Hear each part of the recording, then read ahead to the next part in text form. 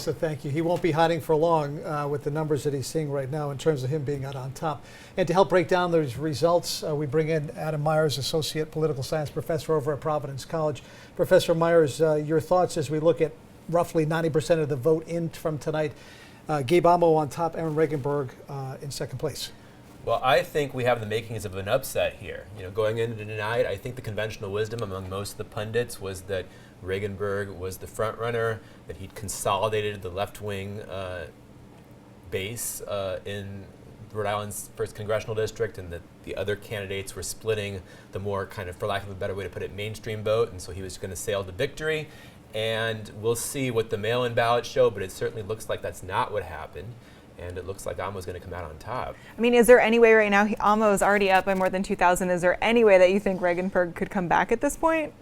I'm not ready to declare the race over, but we're talking about, 2,300 votes separating them and 8,000 mail-in ballots. I don't think that's very likely. Let's talk about those poll numbers that the Amo campaign released roughly 2 weeks ago that had him trailing by some 9% to Aaron Regenberg. Was there anything that you saw watching this campaign that maybe Regenberg did or Amo did either way to move the needle that much that we'd see Gabe Amo up now by 8%, where he was trailing in his own poll by 9% 2 weeks ago?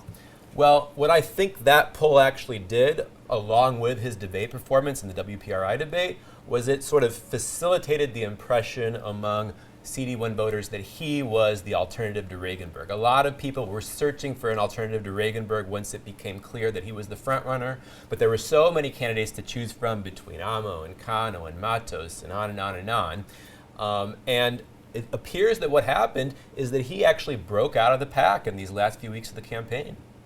Last few weeks, last few days. I mean, I think that the energy and buzz from him since that poll number came out, I think you're right.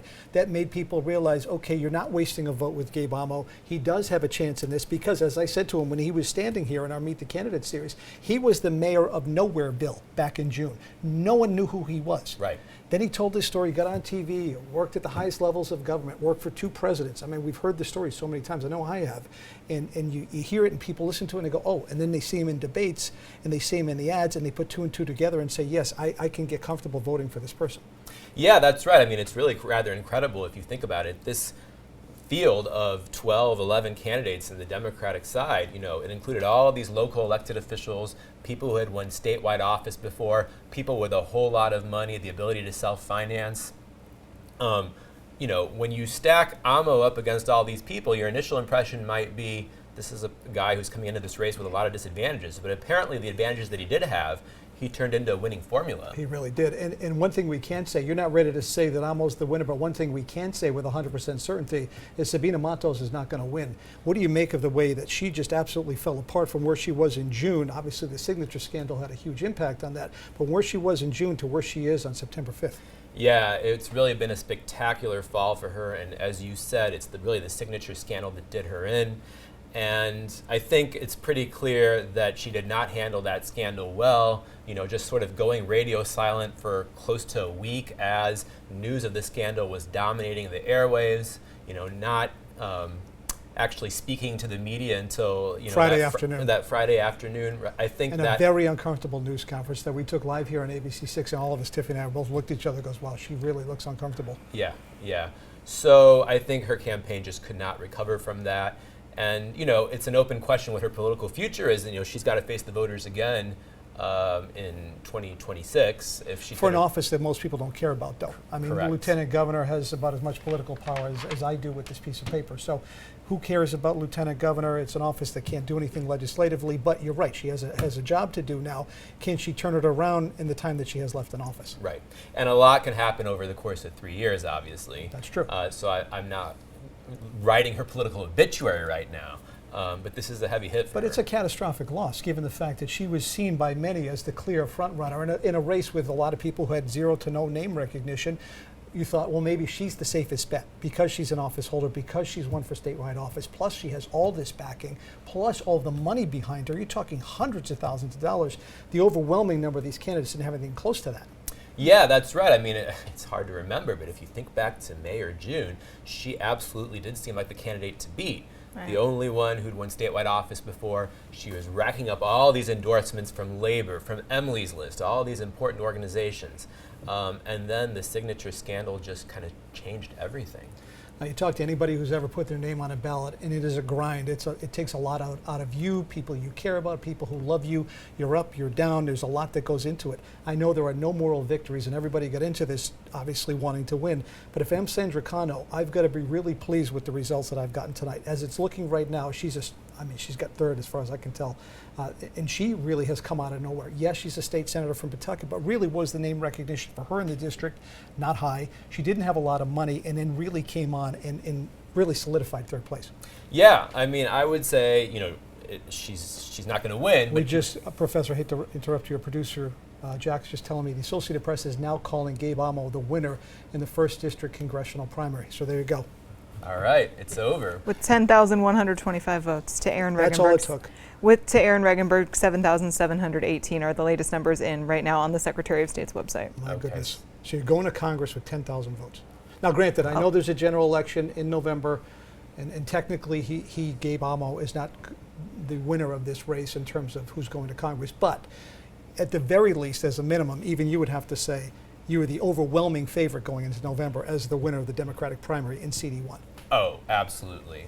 I mean, you never say never, but I cannot fathom Gary Leonard winning this race. We're talking about a 63-37, 63-35 actually Biden district. To imagine the Republican candidate winning it in November is very difficult. Okay, so anyway, I'm sorry, I interrupted you. We were talking about Sandra Cano. She has a lot to take away from this, I would think. Yeah, look, she ran a successful campaign. It wasn't enough, but But from where she was, though, Professor. Right, she was a fairly unknown state senator who had significant backing in Pawtucket and in her home base, but not really in other parts of the state. And she, I guess it looks like she did better than the incumbent lieutenant governor, who's won a statewide race, right? So she's got to be happy about that. I will say this, though. It looks like Amo is beating her in Pawtucket. So, that's as you said, I'm a kid from Pawtucket with a story to tell. Right. My parents are from Ghana and Liberia. Aaron Regenberg, the big loser tonight? Well, he's coming in second place, right? In the sense that he thought he had it in. Yes. I'm sure he felt comfortable. He got Bernie Sanders coming. He's got AOC throwing progressive love towards him.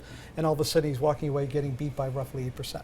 Right. So he must be disappointed, and maybe even more importantly, the left community in this state, the left-wing community in this state, the Working Families Party must be disappointed.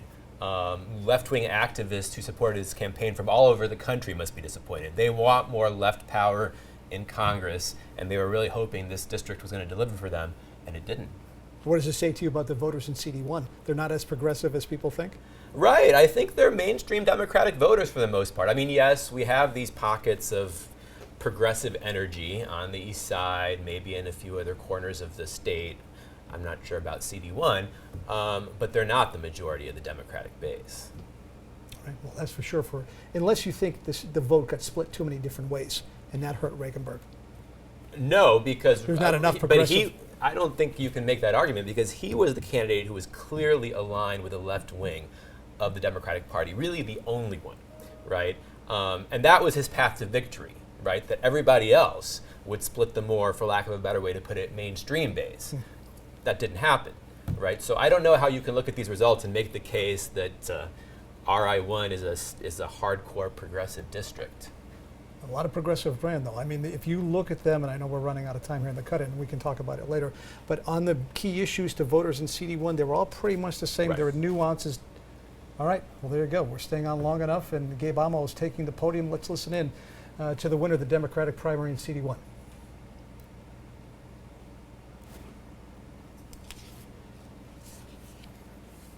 Family loves you. This election, this primary election, show that Rhode Islanders believe in a state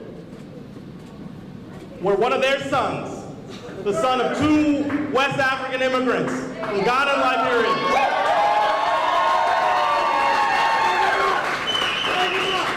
could receive the love and the investments of a community and go from serving the President of the United States and briefing in the Oval Office to being the Democratic nominee for Congress in the 1st Congressional District.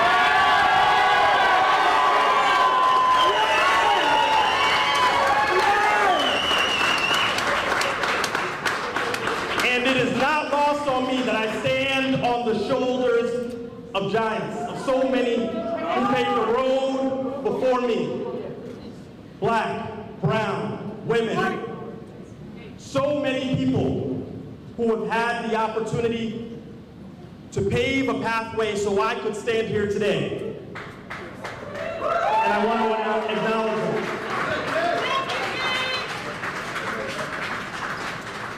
But we've got real work ahead. Yes!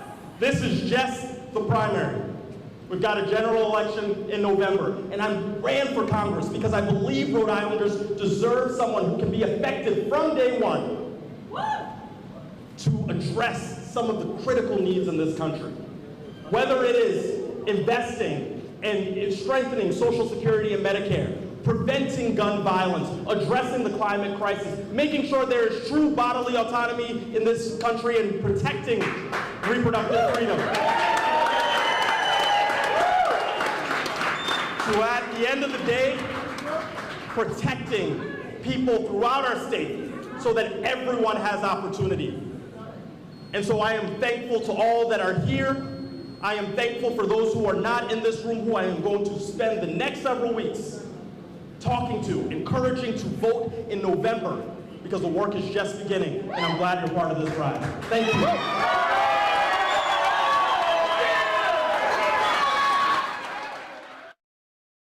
Obviously, a very, very elated Gabe Amo, the winner of the Democratic primary, the CD1 special election. He's a kid who came out, he's a young man who came out of nowhere, had no name recognition back in May and June, and now you see him there on the podium. He is now representing the Democratic Party in this race heading into November. We'll call it the overwhelming favorite going in. And he was saying all the right things there, Professor. He's saying don't take anything for granted. We still have to win in November. We still have Gary Leonard we've got to take on in November, and on the first Tuesday in November. But still, he's the guy going in. It's his race to lose. Absolutely. And you could see it on his face. He's ecstatic. I'm sure his supporters are ecstatic. It's really, I mean, from their perspective, it's an amazing night. This is not something that the pundits predicted, as we talked about before. Well, based on his own poll numbers, he was trailing Aaron Regenberg roughly 2 weeks ago by 9 points. And Tiffany's jotting down a lot of numbers here. I don't know what the final numbers are yet, but he's roughly 8% up and change, 8 and change on Aaron Regenberg tonight. So you talk about flipping the switch.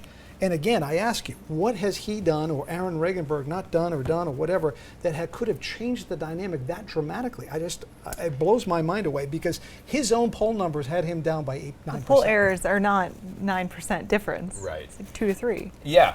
I mean, I think he got a lot of favorable media coverage after that debate from last week. You're saying he handled himself so well in that debate? Oh, yeah. He shined in that debate.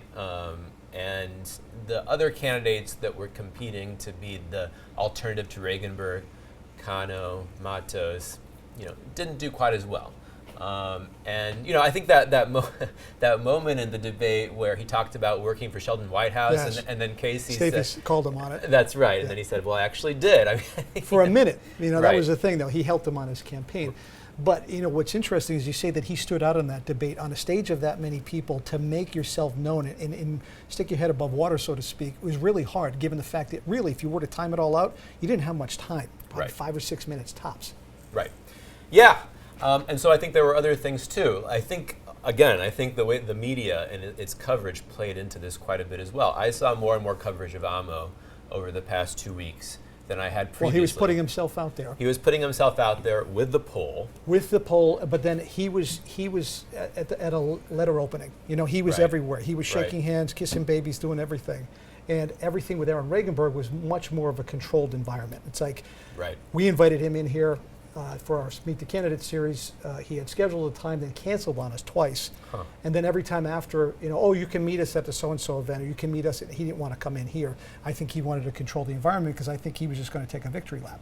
Right. So, it looks like Amo played the last few weeks of the campaign much better than any other candidate. He was aggressive. He played like the guy who was trailing going in the fourth quarter, and Aaron Regenberg played it as, I don't want to lose, so I'm just going to play four corners offense. That's right. And as a result, he got a lot of earned media, which is what you need in the last few weeks of the campaign, right? Media attention that you earn via exactly what you just said, showing up at all sorts of events, shaking hands with a lot of voters. I think, that combined with a poll. I want to cut you off again. Where are my manners tonight? Terrible. We want to get back out to Gabe Amo again, who is speaking now. You know, the journey that I've had growing up in the streets of Pawtucket that we are in, to being able to be on the cusp of representing people throughout the first district is so meaningful to me, and I'm so excited. What does it mean to you? It means a lot.